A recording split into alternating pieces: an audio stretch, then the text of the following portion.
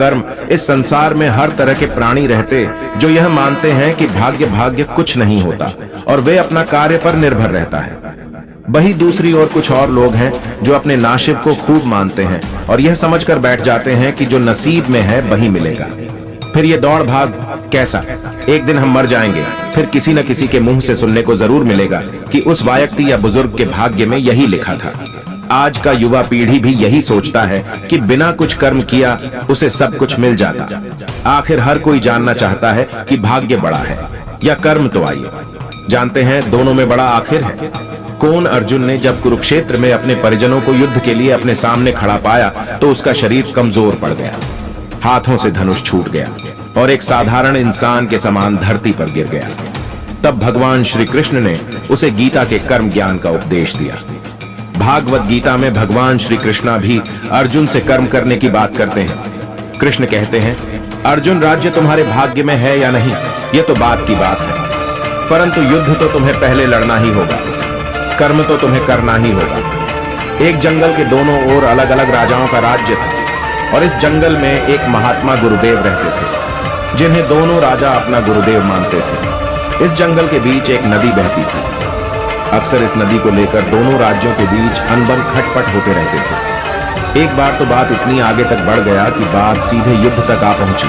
कोई भी राजा झुकने को तैयार नहीं था। युद्ध तो निश्चय था। दोनों राजाओं ने युद्ध से पहले महात्मा गुरुदेव का आशीर्वाद लेने की पहुंच गए। जंगल की उस दिशा में जहां जंगल के कुटिया में महात्मा गुरुदेव रहते थे, पहले एक राजा आया और उसने महात्मा से युद्ध में जीत का आशीर्वाद मांगा। महात्मा ने कुछ देर उसे राजा को ध्यान से देखा और कहा कि राजन, तुम्हारे भाग्य में जीत नहीं दिखती। आगे भोलेनाथ की इच्छा ये सुनकर पहला राजा थोड़ा घबराया और फिर उसने सोचा कि मुझे अगर हारना ही है तो पूरी ताकत से लड़ेंगे, आसानी से हार नहीं मानेंगे, और मन में संकल्प लेकर चला गया।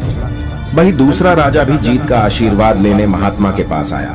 उनके पैर छुए और विजय श्री का आशीर्वाद मांगा। महात्मा ने उसे भी कुछ देर देखा और कहा, राजा भाग्य तो तुम्हारे साथ है। यह सुनकर राजा प्रसन्न हो गया और वापस जाकर निश्चित हो गया जैसे कि उसने युद्ध जीत लिया हो। अंततः युद्ध का दिन आया। दोनों सेना एक दूसरे के आमने सामने थे और युद्ध का बिगुल बज गया। युद्ध प्रारंभ हो चुका था। एक तरफ की राजा ये सोचकर लड़ रही थी, चाहे भाग्य में हार ही क्यों लिखा हो, पर मैं अपना सर्वश्रेष्ठ कोशिश करूंगा और आपने दुश्मन को करारा जवाब दूंगा। वहीं दूसरी तरफ की राजा एक निश्चित मानसिकता के साथ लड़ रही थी और सोच रही थी, जीत तो पहले से मेरी झोली में है।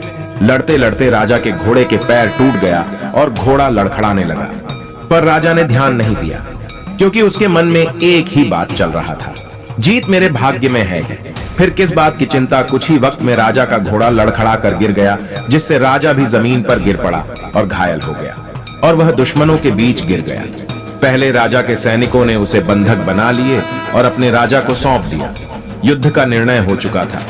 युद्ध का परिणाम बिल्कुल महात्मा संत के भविष्यवाणी के उलट था। निर्णय के बाद महात्मा भी वहां पहुंच गए। अब दोनों राजाओं को बड़ी जिज्ञासा थी कि आखिर भाग्य का लिखा बादल कैसे गया। दोनों ने महात्मा से प्रश्न किया कि है महात्मा गुरुदेव, आखिर ये कैसे संभव हुआ। महात्मा ने हंसते हुए कहा, भाग्य नहीं बदला, वह बिल्कुल अपने जगह सही है, पर तुम लोग बदल गए हो। गुरुदेव ने विजय हुए राजा की ओर इशारा करते हुए कहा कि अब आपको ही देखो राजन। अपने संभावित हार के बारे में सुनकर दिन रात एक कर दिया। सब कुछ भूलकर आप जबरदस्त तैयारी में जुट गए, यह सोचकर कि परिणाम चाहे जो भी हो पर हार नहीं मानूंगा। खुद हर बात का ख्याल रखा, खुद ही हर रणनीति बनाई, जबकि पहले आपकी योजना सेनापति के भरोसे युद्ध लड़ने की थी। अब महात्मा ने पराजित राजा की ओर इशारा करते हुए कहा कि राजन, आपने तो युद्ध से पहले ही जीत का जश्न मनाना शुरू कर दिया था। आपने तो अपने घोड़े की चिंता तक नहीं था, फिर आप इतनी बड़ी सेना को कैसे संभालते और कैसे उनका कुशल नेतृत्व करते। और हुआ वही जो होना लिखा था, भाग्य नहीं, बदलाव। पर जिनके भाग्य में जो लिखा था उन्होंने ही अपना व्यक्तित्व बदल लिया। फिर बेचारा भाग्य क्या करता। दोस्तों, हमें इस कहानी से यह सीख मिलती है कि हमें अपने भाग्य पर नहीं अपने कर्म पर निर्भर रहना चाहिए।